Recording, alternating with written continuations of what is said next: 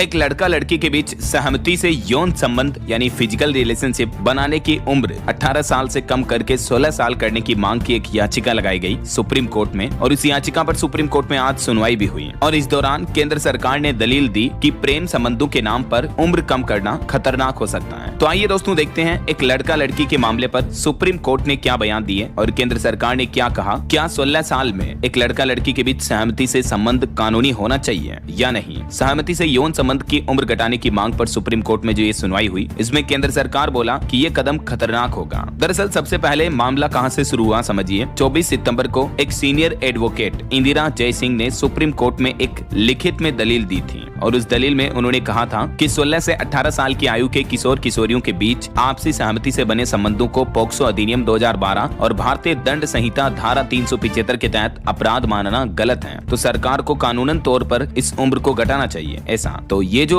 याचिका लगाई गई, इस याचिका पर सुप्रीम कोर्ट के जस्टिस विक्रम नाथ, जस्टिस संदीप मेहता और जस्टिस NV अंजारिया की बेंच ने कहा कि अगर मामले की लगातार सुनवाई होती रहेगी तो इससे जुड़े सभी मुद्दों का पूरा समाधान किया जा सकेगा। इधर जवाब में केंद्र सरकार की तरफ से अतिरिक्त सॉलिसिटर जनरल ऐश्वर्या भाटी ने भी अपने लिखित जवाब में कहा कि सहमति से संबंध बनाने की कानूनी उम्र 18 साल रखना जरूरी है। इससे नाबालिगों को यौन शोषण से बचाया जा सकेगा। देखिए ऐश्वर्या भाटी जो कि अतिरिक्त सॉलिसिटर जनरल है, वो बोली कि प्रेम प्रसंग के नाम पर सहमति से संबंध बनाने की उम्र को कम करना या कोई अपवाद देना कानूनन गलत और खतरनाक होगा। इधर केंद्र सरकार ने भी कहा कि बाल संरक्षण कानून कमजोर होगा अगर ये उम्र कम की गई। तो सेंट्रल गवर्नमेंट बोली कि अगर सहमति की उम्र कम की गई या नजदीकी उम्र का भी अपवाद जोड़ दिया गया इस पॉक्सो एक्ट में या इस तरह के यौन संबंधित अपराधों के कानून में, तो बाल संरक्षण कानून की बुनियाद ही कमजोर पड़ जाएगी और बच्चों के शोषण और तस्करी का खतरा बढ़ जाएगा। सरकार का यह मानना है कि हर मामले का फैसला अदालतें ही करें, इसे कानून में आम अपवाद बनाकर शामिल नहीं किया जाना चाहिए। जबकि एडवोकेट जय सिंह ने उदाहरण देते हुए कहा कि कई बार 16 से 18 साल के किशोर आपसी सहमति से संबंध बनाते हैं लेकिन फिर भी उन पर केस चल जाता है। तो उन्होंने बताया कि ऐसे मामलों में सहमति होने पर भी किशोरों को मुकदमे झेलने पड़ते हैं जिससे उनका भविष्य प्रभावित होता है। तो उन्होंने निपुण सक्सेना बनाम भारत संघ मामले का हवाला देकर ये कहा कि अदालत को इन सभी मुद्दों को एक साथ देखना चाहिए, क्योंकि दोस्तों हाल ही में कई सारे ऐसे हाई कोर्ट वगैरह के फैसले भी हमें देखने को मिले हैं जिनमें हाई कोर्ट ने अपने